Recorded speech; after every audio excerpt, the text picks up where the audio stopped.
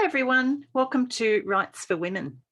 This episode is a little bit different. It's actually just me talking to you, and this might be one that if you do ever watch on YouTube, or if you haven't yet but have been thinking about catching the podcast on YouTube, might be one that you do watch on YouTube, because I'm going to actually share with you this episode my 10 plus a couple of bonus favorite writing books. So of course it's absolutely perfect to listen to this on normal audio podcast because you'll be hearing everything. But if you want to see the books, you can actually watch it, and their video will also be available on the same page on the Rights for Women podcast as the audio. I'm now linking the Rights for Women YouTube channel with the website, so it's a fully integrated system.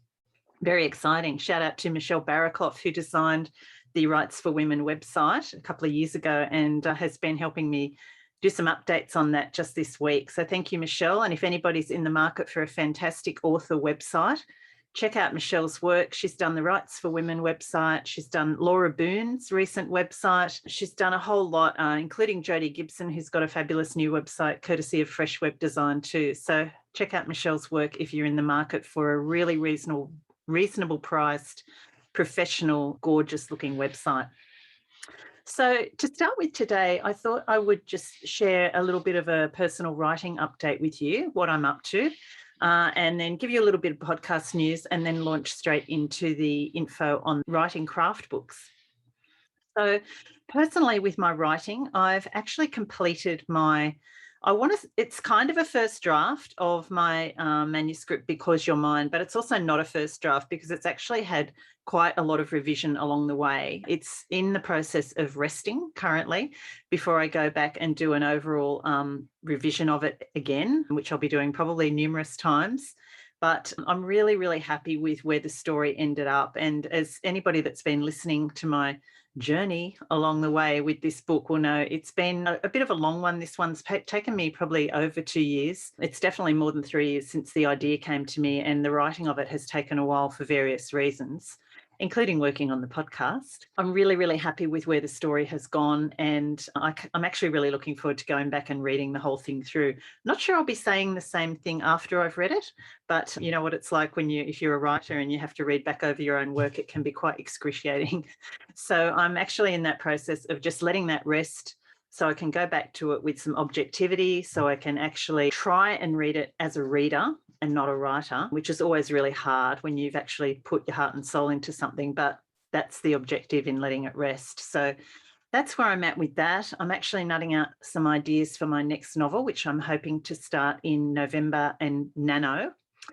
For anybody who hasn't heard of Nano, it's National Novel Writing Month, and I'm pretty sure most people in the writing world now know about Nano, but it's a challenge with no particular prize at the end other than reaching your own personal finish line wherever you happen to set that. The original challenge was to write a 50,000 word novel in a month. I've managed to do that once with Blackwattle Lake, which actually became my first published book. So that was a really interesting process after having spent 7 years probably writing and revising my very first novel, and then writing Blackwattle Lake straight out without a plan, with no plotting, just straight out of my head, and continuing to make things worse for my character and pushing the story forward by writing probably about 1,700 to 2,000 words a day in 1 month. So I'm actually at the planning stage. I am doing some more planning this time with this novel. It'll be another women's fiction title, and I'm hoping that I'll be able to at least get some bones down for that in November and push through and write the 50,000 words, and then, obviously expand on that down the. What else has been happening? Anybody who's read my recent newsletter will know that I've got a new horse. I won't give you all the details for that, but you can sign up for my newsletter if you'd like to hear more about that. I might actually put that up on the Facebook page too, because I haven't shared that on Facebook yet, the newsletter. You can sign up for the Rights for Women newsletter via the website, Rights for Women website, or you can go to my pamelacook.com.au page to sign up. It's the same newsletter. I put all my writing and podcasting news into one newsletter, and I also do reading reviews, or not reviews really, but what I'm reading, so book recommendations, and share any news that I've got on writing, and also have a book giveaway each month. So do make sure you're signed up for that. I also want to give a shout out to people who have been putting reviews up for Rights for Women. I'm really hopeless at analytics and all that sort of thing. I'm planning to get better. And in fact, Michelle Barraclough and Michelle runs the Writers Book Club podcast, another fantastic one to listen to, where Michelle does a deep dive every month into a particular book and really puts the author under the spotlight in terms of how they wrote that book. So the Writers Book Club is one to listen out for. Michelle's coming over today and we're having a little mini summit, little podcasting conference with just the two of us. So that's going to be really fun, and we're going to nut out some ideas on how to try and get the word out about our podcasts to some more people. And reviews are definitely a way of doing that, because the more reviews a podcast has, it's a little bit like books on Goodreads and Amazon and things. Not Goodreads so much, but on Amazon with reviews, it pushes the book, or in this case, the podcast, up the rankings. More people see it, more people are exposed to it. And so it's just really a great thing for the podcast to have reviews. So if you're someone who has been enjoying the podcast and has never actually had a chance or time to do a review, wherever you listen, if you listen on Apple or Spotify or Google, wherever you do listen, if you listen via a platform, it'd be great if you could go and pop a review up for us. And shout out to Maya Linnell, who wrote a fabulous review just recently for Rights for Women. Thanks so much. And to all the other people who have got those fabulous reviews up there, I really, really appreciate it. Also want to shout out to the people who are supporting the podcast on Patreon. I'm starting to get more interest in the Patreon subscription process. And at the end of the year, I'm going to be collating all the transcripts from The Heart of Writing into one ebook, The Craft of Writing into another ebook, The Business of Writing into another ebook. There's different levels, different tiers of Patreon, depending on what you feel that you can support the podcast with financially each month. And it's really just a sign to me that you are enjoying the podcast, that you want to continue hearing the episodes, hearing my chats with the authors on the Convo Couch. And it really makes my day when I see that people are supporting the podcast on Patreon. So thank you very much to everybody who is doing that. There are different levels. Everybody who is a Patreon supporter gets a Wisdom from the Convo Couch newsletter each month, which contains 3 or 4 really great quotes that I pull out from each interview over that month and comes into your inbox. And sometimes it's just a little snippet of inspiration, or just one thing that can really trigger an idea or trigger you to do something to help your author career. So yeah, I really enjoy pulling those little nuggets out and sending them off. And hopefully the people who are receiving those Wisdom from the Convo Couch newsletters are enjoying them too. Shout out for Patreon supporters who have joined the gang this month to Renee Black, Linda Joannides, and Emma Schumack, M. Schumack. So thank you to those people, and thank you to everybody else who is out there supporting the podcast. I do really, really appreciate it. And, it does take a fair bit of work to plan, read, if I have to read the book before I speak to the author, and I always do, particularly if it's a new release author, to record, edit, produce, upload, release, and promote the podcast. It's quite a few hours each week, and I do it because I absolutely love it. It's a passion project for me, but it's really lovely to see all the people who are getting behind the podcast becoming part of the Rights for Women community. And that's really my goal with this podcast is, the tagline is celebrating women's voices, supporting women writers. So anything that falls under that umbrella, I'm really happy to talk about.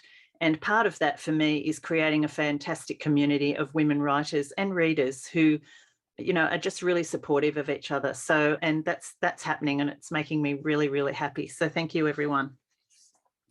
In upcoming podcast news, I'm going to be talking to Natasha Lester either later today or possibly early next week with a special Ask Natasha episode. Natasha had a fantastic post up a little while ago about enduring as a writer and being in it for the long haul. Natasha is a friend of mine, and she is someone who's been on the podcast a couple of times before, but I really want to talk to Natasha about this idea of enduring, also about how she's finding her new, or not new, but building international success. And, just maybe some reflections on looking back to when she started writing, and maybe some advice and wisdom that she can give to other writers out there now. People have been sending questions in. If you have any other questions, do send them in, and I will give them to Natasha, pose them to Natasha and see what we can come up with. So I'm really looking forward to that. We're getting closer to the end of the year. I hate to say that because I still got so much to do. There's some really fabulous guests coming up. I've got Sarah Foster coming up. We're going to talk about her new book, The Hush. I've got Lynn Newitt talking about her book, The Silent Listener. I have Nikki Gemmell. Nikki has a fabulous book about her. It's a memoir actually about her life as a woman writer and her life as a woman. So I'm going to be talking to Nikki about that. And I've got a few other great guests coming up as well before Christmas. Didn't write them down, so I can't think of them off the top of my head. And I also have Mary Lou Stevens doing a fantastic guest hosting spot where she's going to be talking to Emily Madden about her new release, The Buchanan Girls. So that's something that I'm planning for next year as well, is to have some new release, well, definitely to have the new release books, but I'm going to be having some guest authors. So once a month, I'm going to have a guest host talking to another writer. And, you know, in that whole convo couch tradition of just chewing the fat, talking about their respective books, and hopefully it'll be great for us to listen in and eavesdrop on that and to learn something and be entertained by them. So I think that's about all I've got for news. The other thing I am going to be doing in early December is a little Christmas special where I'm going to be talking to a number of authors about their reading recommendations for the holiday period and the books that they're hoping to give and receive at Christmas. So look out for that one in early December. Okay, now I did mention at the beginning of this episode that I will be talking today about my top 10 writing craft books. So anybody who knows me knows I'm a writing craft book junkie. I was actually chatting to Penelope Janu yesterday. Penelope doesn't really read writing craft books, and I'm in awe of anybody who can just write a whole novel without ever having read a craft book. I'm a junkie of them, and I have probably, I don't even know how many I've got on my shelf, probably 30-ish, and I have others in ebook form as well. And I'm sure there's more out there that I can collect. So today I've selected 10, and then I thought of another 2, so I'll add those in at the end. And there are others, of course, but these are just ones that I keep going back to, books that inspire me in many different ways, and also books that I use as resources and to check on something. So if I'm not sure about, you know, getting the turning points of the story in the right spot, there's a particular book I'll check. So anyway, I'll talk about how I use them as I go through, and I'll be reading just a little snippet of the books as well. So a lot of these are going to be familiar to you. Some of you may not have heard of some of them, and I'm hoping that I'll be able to introduce something new to you at least out of this pile.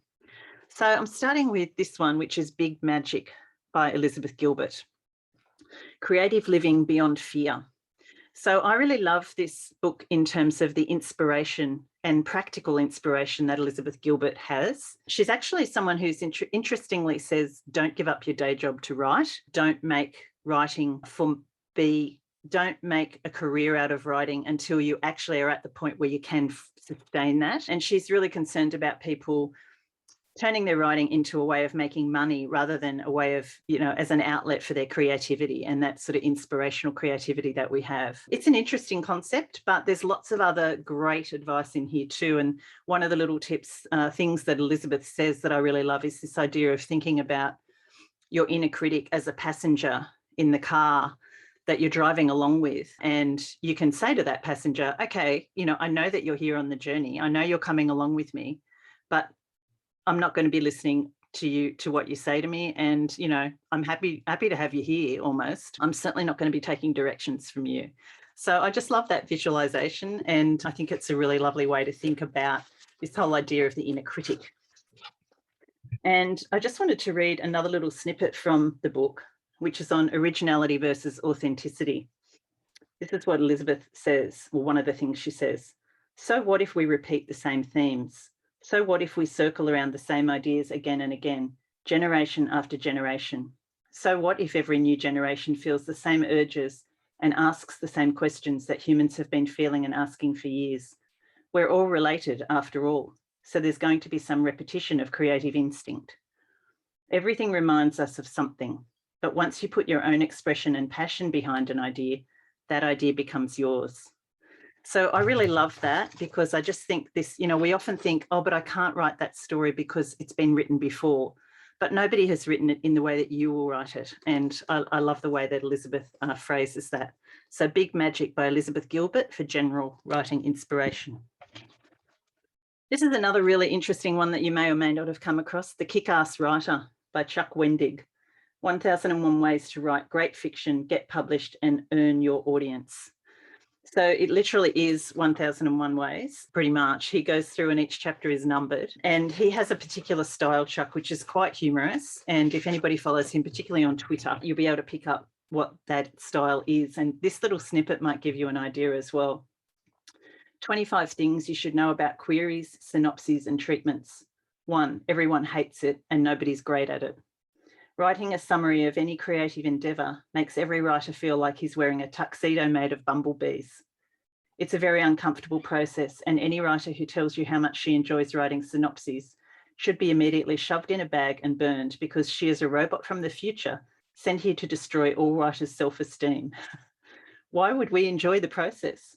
We just wrote a whole screenplay or an entire novel, and now we're supposed to compress it down until it fits in the palms of our hands? God damn it. It blows, it's difficult. Nobody does it 100%, but you've got to suck it up and do the work. So I fully agree with Chuck's assessment there of synopsis writing. Most of us hate it. Very few of us are good at it, but it's a necessary evil for authors who want to be public, particularly in traditional publishing. And it is actually a really good way of condensing your ideas down and actually getting down to the spine of your story. So even though I do hate that process, it's one that, you know, by the end, I'm kind of glad I've done it, you know. So this is a great book. It's a book that you can dip in and out of. You know, as I said, the chapters are numbered, and then within each chapter, there's little snippets that you can read. And he covers a whole range of topics about writing and publishing. So that's The Kickass Writer by Chuck Wendig. Another favourite of mine is Julia Cameron, and her book, The Artist's Way, which I know many listeners will be familiar with, was one that really started me off on my journey of writing. And this is a fantastic book from Julia, The Right to Write. So it's RIGHT, The Right to Write, WRITE. She's super inspirational. She's very, very big on following your instincts, listening to your gut, believing in yourself, believing in your creativity. And she has lots of little exercises that you can do. And I think sometimes it's good just to break out and break away from the novel that you're writing or the screenplay or whatever it is that you're working on, and just do a little random writing exercise, particularly if you're feeling stuck or blocked. And this is something that I truly believe, that I just happened to open this book looking for a snippet, and this was the one that I found. So it's a little woo-woo, but that's okay. I'm good with that. And I do believe in that sort of synchronicity. So here's what she has to say in this chapter on making it. We commit, then the universe commits. We are the cause, the universe delivers the effect. We act internally and the universe acts externally. Again, this is where so many of us fall into a false sense of powerlessness. If I were published, this is a quote she's using, if I were published, then I'd be a real writer. We tell ourselves, what are the odds of my being published? Listen to this bit. Your odds of being published become 100% the minute you are willing to self-publish. My book, The Artist's Way, which has now sold well over 1 million books, began life as a self-published manuscript. So did my book, The Money Drunk. So did my short story collection, Popcorn. I am perhaps more stubborn than most, or maybe more uppity, or maybe just more convinced of the essential democracy of the arts. I believe that if one of us cares enough to write something, someone else will care enough to read it. We are all in this together, I believe, and our writing and reading one another is a powerful comfort to us all. So I really like that advice. I think it's really easy, particularly as a beginning writer, or even, you know, as a mid-career writer or further down the track, to think, you know, there's no point me writing this book. No one's going to want to read it. No one's going to want to publish it. But if we commit to that process and push ourselves and get to the end and continue to revise and to look for ways to get our writing out there, I'm 100% with Julia in that we can get the work out there and that we will find readers. And a big part of that is believing in yourself, in believing that you can do that, and believing in the work that you're creating. So yeah, The Right to Write, I really highly recommend that one by Julia Cameron. This is one you may not be familiar with. It's a little bit more obscure, but it has some fantastic things to say about this whole idea of inspiration and where ideas come from. So as I mentioned at the beginning of the podcast, I'm not really an idea. I'm in the process of coming up with an idea for my next book, but I'm not really an ideas person. I'm not, sadly for me, I'm not one of those writers who has hundreds of ideas and just not enough time to write them. I'm a one idea at a time kind of gal. And I usually find something starts to germinate, when I get towards the end of writing a novel, but it can still take some time for that to form itself into the shape of a novel, if you know what I mean, to have turning points and enough of a storyline to really decide to work on. This book is all about dreaming up ideas and really, really delving into your subconscious and letting your subconscious do the work. So the quote that I wanted to read from here, there's a chapter called Cinema of the Mind. It says, pause for a moment and consider what goes on within you when you read a wonderful work of fiction. The experience is, in fact, a kind of cinema of inner consciousness. When you read a work of literature, the characters and the setting and the actions are evoked as images, as a kind of dream in your consciousness, are they not? The primary senses, sight and sound, prevail, just as in the cinema. But in addition to seeing and hearing, you can experience taste and smell. You can feel things on your skin as the narrative moves through your consciousness. This is omnisensual cinema. Consequently, it makes sense that the techniques of literature are those we understand to be filmic. So there's so much goodness in this book, and I was really torn between which bits I should read you, but I love that idea of really tapping into the senses. And this book actually gives you some exercises to do that in that process of creation and coming up with ideas. And it also talks about not forcing the idea too much, coming up with the original nugget of the idea and then just letting it germinate, letting it brew, and just seeing how it develops and grows, and being sort of opening your senses and being attuned to different bits of inspiration that come in that you can sort of meld together. So if you're someone like me who does have a little bit of trouble with developing ideas or coming up with new ones, From Where You Dream, The Process of Writing Fiction, and it's by Robert Olin Butler. And I'm going to be putting all of these books in the show notes as well, and the transcript will go up hopefully soon on the podcast website. The next one that I had to include, and if anybody's looking at this on video, you'll see it's a very well-worn book. It's No Plot, No Problem by Chris Beatty. And he's one of the original, if not the original, instigators of Nanowrimo. And basically, this is a low-stress, high-velocity guide to writing a novel in 30 days. So it's a little Nanowrimo writing guide. But it has some really great gems in there, just in terms of productivity, time management, pacing yourself, all that sort of thing. And again, it's got a little bit of a witty tone to it. So in chapter 5, this is where he talks about week 1 of actually doing nano. So for anybody out there who is doing nano, trumpets blaring, angels singing, and triumph on the wind is the chapter of this title. Dear writer, here it is, day 1. We're standing together on the precipice that overlooks the vast uncharted territory of your novel. It's quite a view. Every author you've ever admired started out at this same point, gazed out with the same mix of wonder and trepidation at that small verdant speck on the horizon called the end. You are ready, poised. The sun is shining, the birds are singing, and there's an unmistakable smell of victory in the air. I love that really positive approach to starting off a new novel. And it's always so exciting to start something new, isn't it? It's usually midway or in that 20,000 word part we get bogged down, but that's a whole other story. So yeah, No Plot, No Problem. No Plot, ?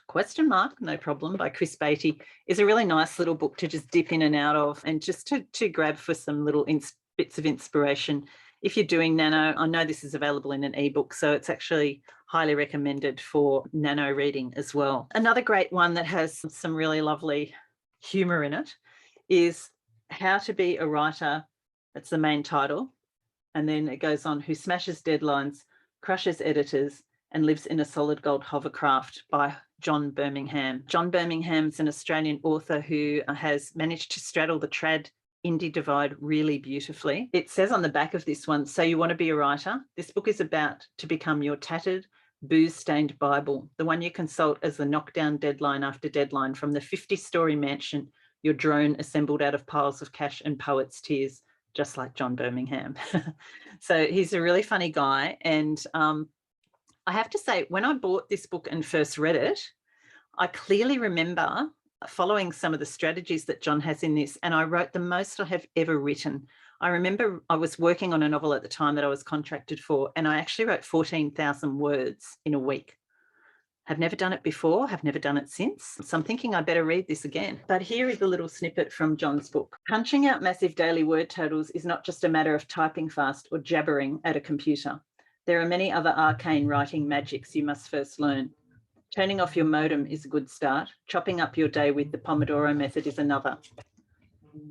Throwing yourself on the mercy of Rachel Aaron may be the most important. I'm not sure who Rachel is. Oh, here, Aaron is the keyboard-killing word ninja who went from dribbling out a couple of thousand words a day to spraying 10,000 words all over her manuscript every goddamn day while dealing with a newborn baby. How the hell did she do that? It's her story. I'll let her start. And then he goes on for Rachel to tell the story. So, yeah, you can sort of pick up the tone of that. It's quite funny. And it's really good sometimes to dip into some craft books that actually have some humour to them, because we can get really bogged down with the seriousness of what we do. But books like this one by John Birmingham, How to Be a Writer, I think they give you some fantastic tips, don't get me wrong, but they're also quite funny and they make it lighthearted and easier to deal with. So that's a really good one. This is one that you may be familiar with if you're a writer and do any plotting, or if you've sought to be a writer who plots, like myself.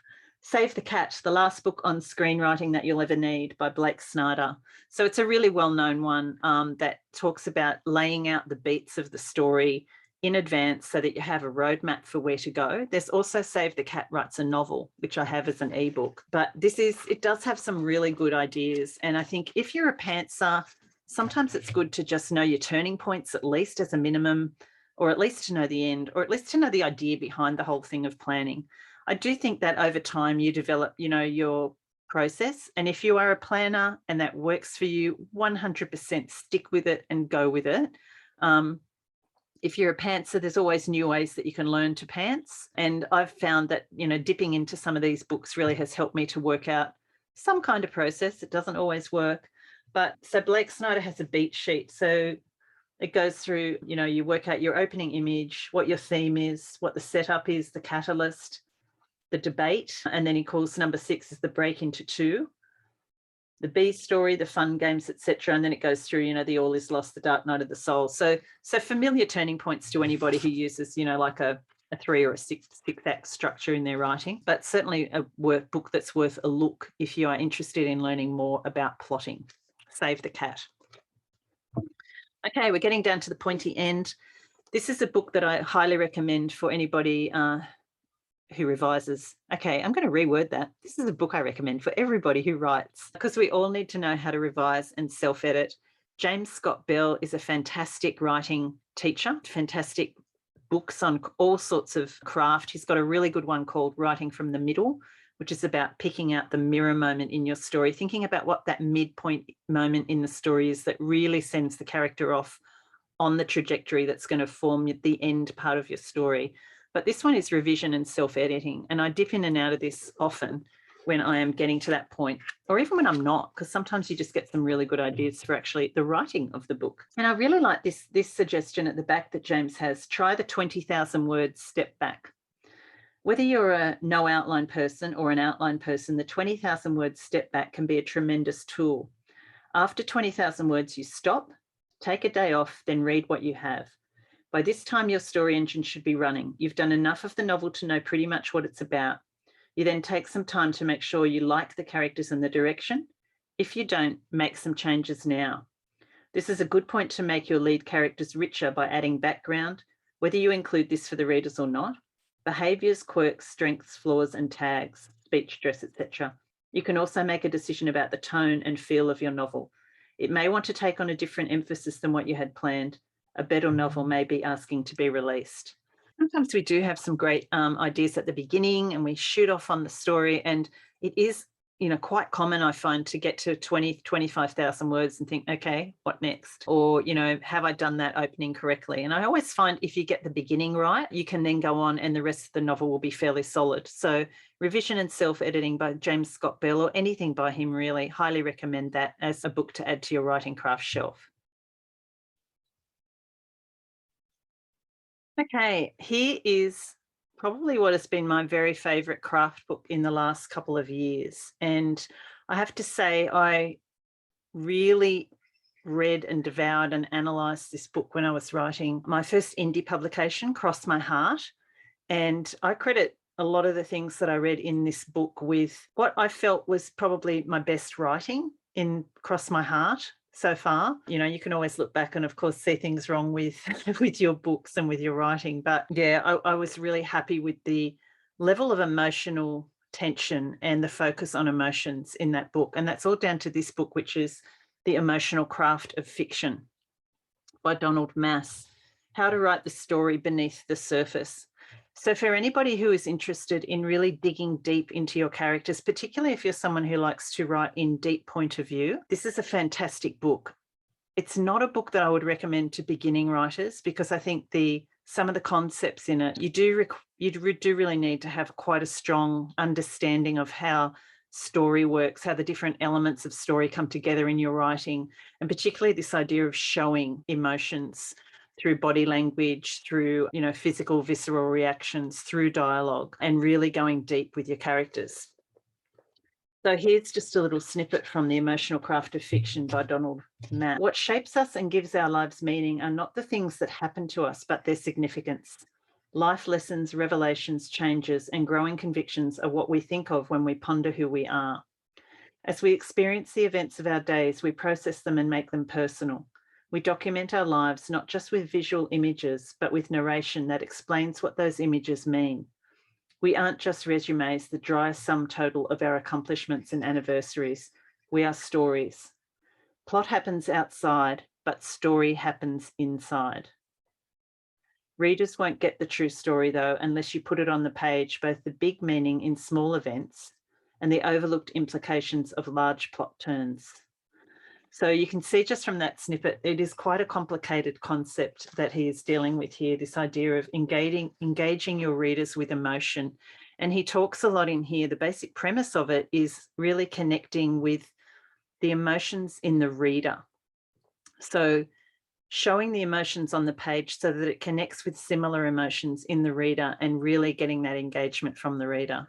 So I love everything by Donald Maass. I'm a bit of a Maass junkie, M-A-S-S-E, and sorry, M-A-A-S-S, Donald Maass, The Emotional Craft of Fiction.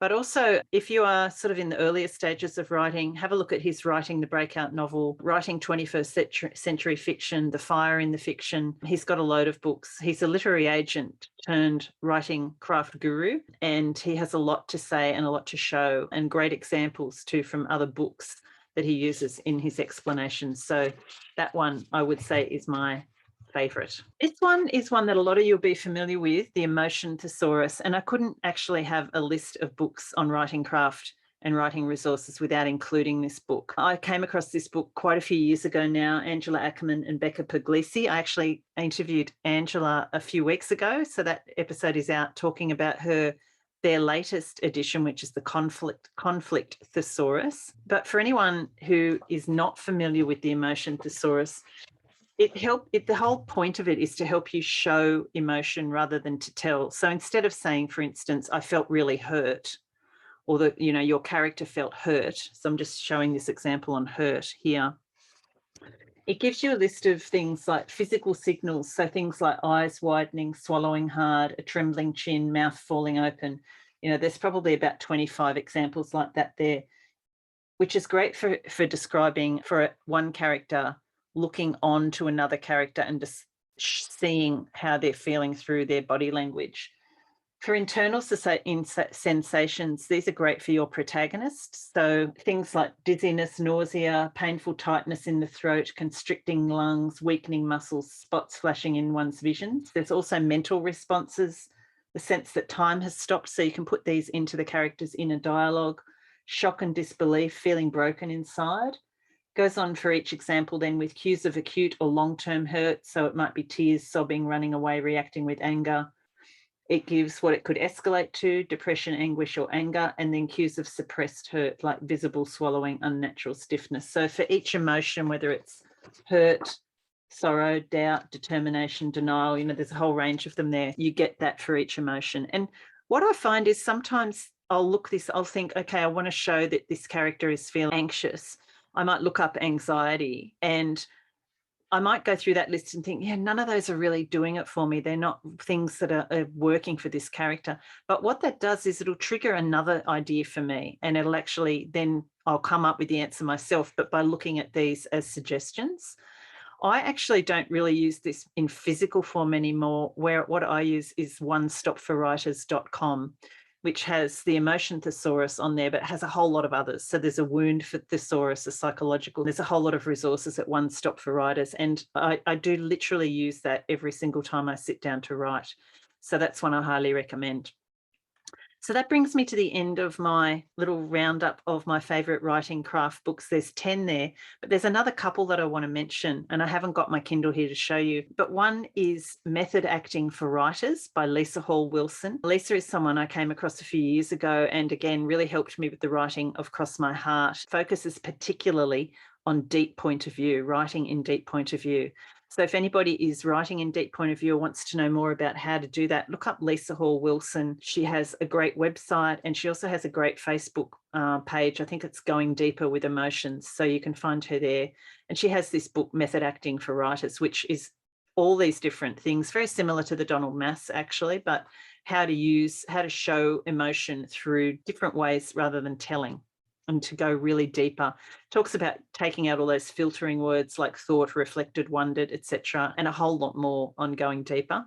And another one which I'm actually reading currently, which I'm really finding helpful. It is quite complicated. Again, it's one that I recommend that you look at if you are more experienced with, and particularly with plotting and planning, is Story Grid. I think it's Sean Coyne, Koyne, and he has studied a whole lot of books from fantasy to thriller to general fiction, women's fiction, romance. And he does these sort of analyses of them and looks at how, how the turning points are worked out.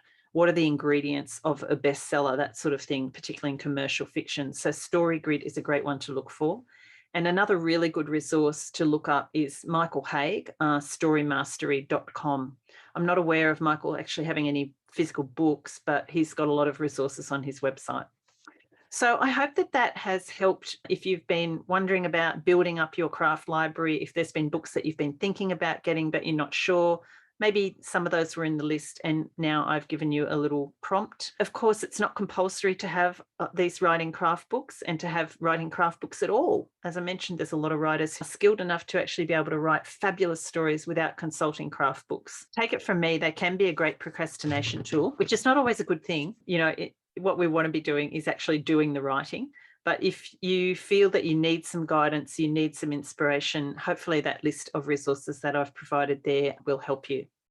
So thank you for listening. Have a great weekend, and I will see you in the next episode with Natasha Lester, where we'll be asking Natasha. Thanks. See you, everyone.